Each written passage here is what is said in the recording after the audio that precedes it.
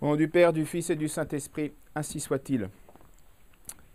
Au nom de Dieu, les hommes batailleront et Dieu donnera la victoire. Tout le monde connaît cette phrase qui est connue, qui est répétée, parfois même à tort et à travers.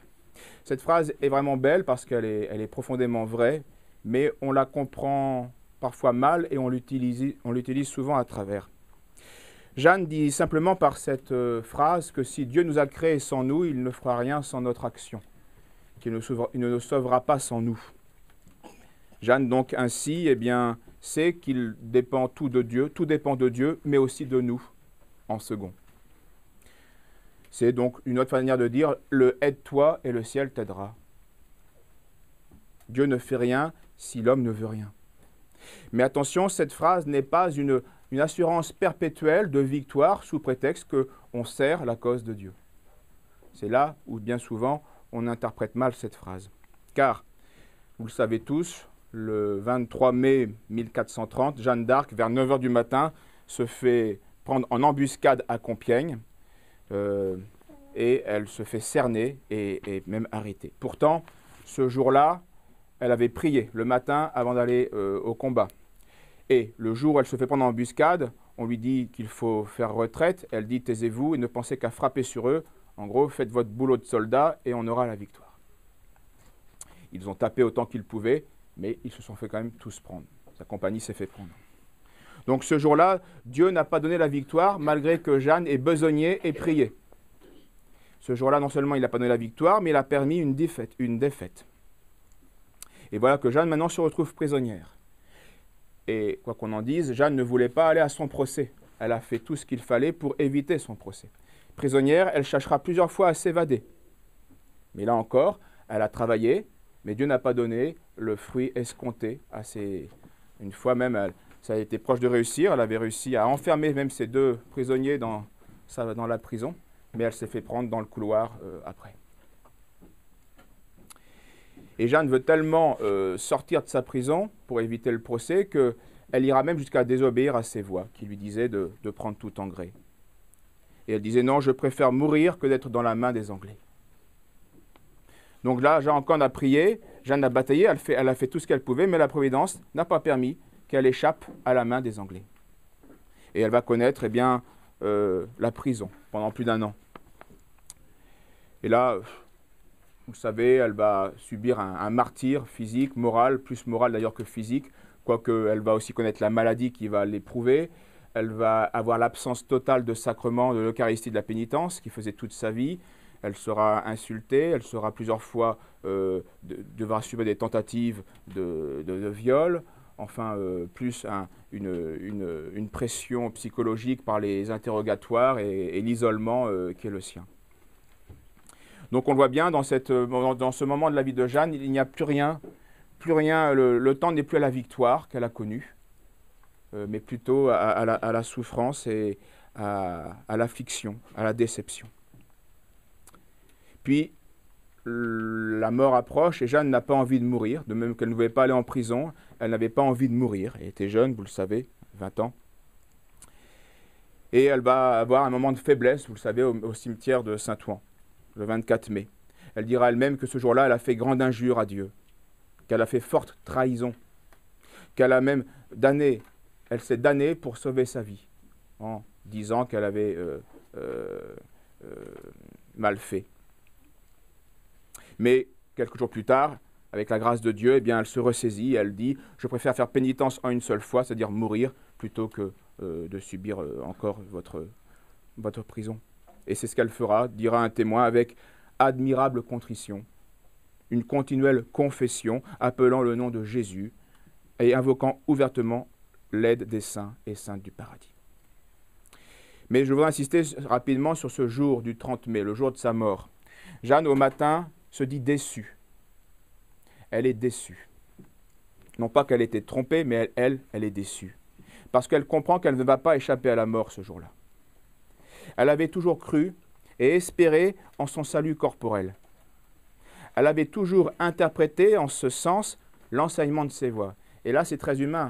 Nous avons tous tendance à espérer que ce que nous voulons, ce que nous désirons, soit la réalité. Et malheureusement, bien souvent, la réalité nous contredit. Les voix ne lui avaient assuré que de son salut éternel. Mais Jeanne va le comprendre pour son salut corporel. D'une manière ou d'une autre, Jeanne était persuadée qu'elle l'échapperait à la mort. Elle était de Dieu, elle venait de Dieu, elle avait vu les miracles de Dieu, elle était persuadée qu'elle échapperait encore à la mort violente dans la main des Anglais. Soit parce qu'on allait la racheter par rançon, soit parce qu'elle arriverait à s'évader, soit parce qu'il y aurait même un miracle, dira-t-elle. Elle disait oui, vraiment, les voix m'ont dit que je serais délivrée. Elles ont utilisé ce mot, je serai délivrée. Sainte Catherine m'a dit Jeanne d'Arc, que j'aurai secours. Je ne sais si je serai délivrée de la prison ou si pendant le procès surviendra quelque trouble par quoi je puisse être délivrée. Je pense que ce sera l'un ou l'autre. Le plus souvent, mes voix me disent que je serai délivrée par une grande victoire. Et elles me disent après, prends tout en gré, ne te préoccupe pas de ton martyre. Tu t'en viendras enfin au royaume du paradis. Et les mots sont clairs. Mais Jeanne va les interpréter. Les voix disaient encore, Jeanne disait, « J'aime mieux mourir que de révoquer ce que notre Seigneur m'a fait faire. Mais je crois fermement que notre Seigneur ne me laissera pas tomber si bas, que je n'ai bientôt secours et par miracle de Dieu. » Donc il faut se remettre dans la tête de Jeanne. Elle souffre, elle est seule, et elle est certaine, elle est convaincue que Dieu fera un miracle pour elle. J'ai demandé, disait une autre fois, j'ai demandé à mes voix si je serais brûlée. Elles m'ont répondu de m'en rapporter à Dieu, de m'abandonner à Dieu, et qu'il m'aiderait. Vous voyez, Jeanne se raccroche à ces mots. Délivrance, grande victoire, secours de Dieu. Et donc interprète qu'elle va échapper à la mort. Mais le 30 mai, elle doit se rendre à l'évidence. Elle n'échappera pas à la mort. Elle sera brûlée vive aujourd'hui. Et Jeanne a du mal à faire gai visage. Où est la victoire promise qu'elle a entendue de ses voix? Pas de trouble au procès, pas de délivrance, pas de rançon, et puis pas de miracle. Il n'y a rien. Alors Jeanne comprend que Dieu, en fait, l'appelle vraiment au martyr au sens propre. Et que le secours qui est promis va être donné. Mais donné non pas pour échapper à la mort, mais pour l'affronter glorieusement. C'est ça la grande victoire, savoir affronter la mort glorieusement, dans l'amitié divine. Et c'est seulement après qu'elle s'en ira au royaume du paradis. Voilà pourquoi Jeanne est déçue, car ce n'est pas ce qu'elle avait désiré. Elle vient de réaliser que sa libération prochaine sera celle de l'âme, mais pas celle du temps et du corps. Et elle réalisera en effet ce que les voix lui ont dit, ne te préoccupe pas de ton martyr, tu t'en viendras enfin au royaume du paradis.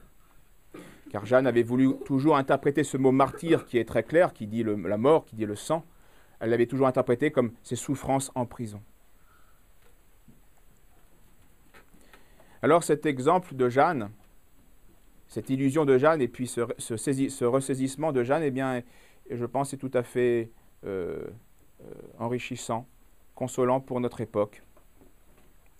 Notre époque qui, saint Pie X déjà à l'époque, disait que quand on pèse les choses qui nous entourent, la perversion des esprits, disait saint Pie X, eh bien on ne peut que penser que nous sommes au commencement des mots annoncés pour la fin des temps, disait le pape Pie X dans sa première encyclique.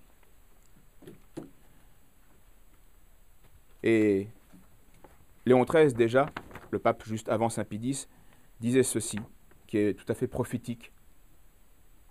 On peut reconnaître à bien, ça date de 1890, donc il y a 120 ans. On peut reconnaître à bien des signes que nous commençons à subir les châtiments mérités par nos fautes, l'apostasie. Que l'on examine l'état des sociétés modernes. Si les factions des méchants devaient poursuivre leur marche audacieuse, s'ils réussissaient à grandir en influence et en puissance, comme ils progressent en méchanceté et en invention artificieuse, il serait à craindre qu'ils ne vinssent à démolir les fondements mêmes que la nature a donnés à l'édifice social. C'était 120 ans avant que les sodomites gouvernent nos pays. et avant Vatican II, qui a perverti vraiment les esprits avec la liberté religieuse. Les seules ressources humaines seront impuissantes, dit Léon XIII. Les seules ressources humaines seront impuissantes à prévenir de si formidables dangers, surtout à l'heure présente, où un grand nombre ont rejeté la foi chrétienne et subissent la juste peine de leur orgueil, de cet éloignement de Dieu, du Créateur, du Sauveur. On fait sans lui, on croit être heureux. Non, non seulement on ne sera pas heureux, mais on va détruire jusqu'au fondement même naturel de la société. Et nous sommes les témoins affligés de cette époque.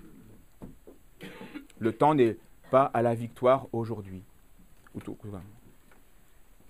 Alors que faire? Eh bien, imiter Jeanne d'Arc et comprendre que le secours qui nous est promis de Dieu nous sera donné.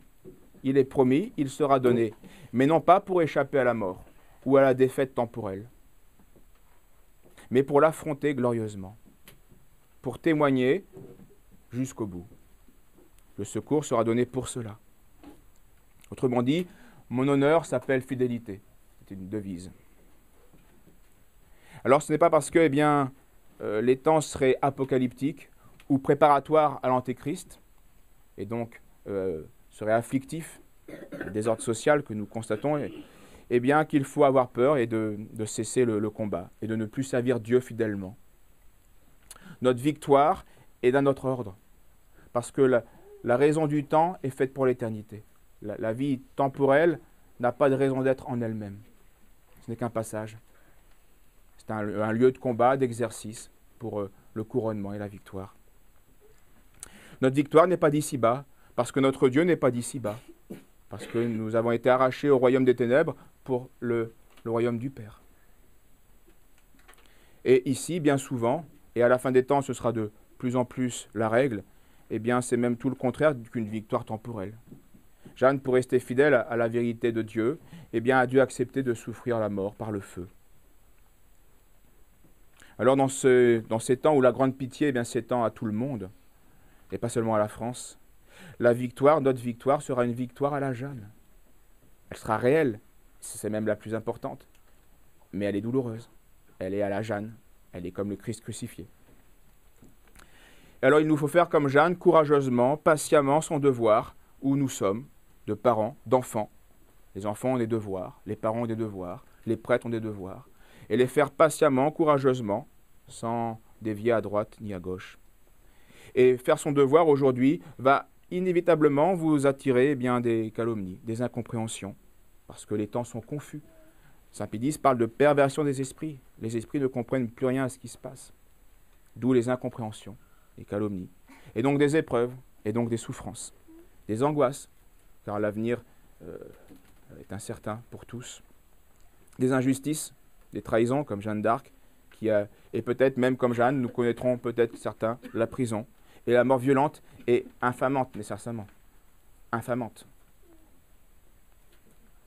Mais c'est alors que nous goûterons la victoire. L'Apocalypse parle de ceux qui sont les élus, quelle que soit leur époque, quel que soit leur état dans l'Église. On les met tous sur ce même... On leur attribue à tous cette même phrase. L'Apocalypse demande, mais qui sont ces gens-là? Et on répond, qui sont au ciel, les élus. Qui sont-ils? Et voici la réponse divine. Ce sont ceux qui viennent de la grande tribulation. Nécessairement, et même la simple mort de maladie, je dirais, est une tribulation. Nous allons tous passer par la croix du Christ. Et donc tous les élus vont passer par la grande tribulation. Ils ont lavé leurs robes, c'est-à-dire leur âme, leurs vêtements. Ils ont lavé leurs robes et les ont blanchis, donc purifiés, dans le sang rouge de l'agneau. C'est tout le trésor de la messe et de la vie chrétienne qui imite la messe. Alors, comme Jeanne d'Arc, faisons jour après jour, sans illusion, ce qu'on a à faire, ce que l'on a à faire, remplir son devoir, avec cette espérance de vraiment plaire à Dieu et de pouvoir le rejoindre au ciel. Finissons par cette consigne de l'Apocalypse pour tous les chrétiens et particulièrement pour notre époque. Garde ce que tu as, dit l'apôtre. c'est-à-dire l'héritage que tu as reçu, le trésor qu'on t'a confié, aussi bien matériel, mais surtout spirituel. Garde-le, garde ce que tu as. C'est la foi et la charité, essentiellement. Garde ce que tu as de peur qu'un autre ne reçoive ta couronne. Et cette phrase est très, très profonde, car la cité céleste est faite d'un nombre de pierres finies. Le temps s'arrêtera quand les élus auront constitué la Jérusalem céleste. Quand le dernier élu pour l'harmonie du royaume des cieux sera atteint, le temps s'arrêtera, car la finalité du temps aura atteint son but. Et à nous d'y participer. Dieu nous offre, Dieu nous appelle, c'est la vocation chrétienne au sens large. Dieu nous appelle et on ne peut ne pas y répondre. On ne peut ne pas garder ce qu'on a reçu, le don. Alors à ce moment-là, eh bien, la couronne sera donnée, proposée à un autre, et ainsi de suite, jusqu'à la fin des temps. Alors gardons ce que nous avons reçu pour que nous soyons bien celui qui puisse jouir de cette couronne. Au nom du Père, du Fils et du Saint-Esprit, ainsi soit-il.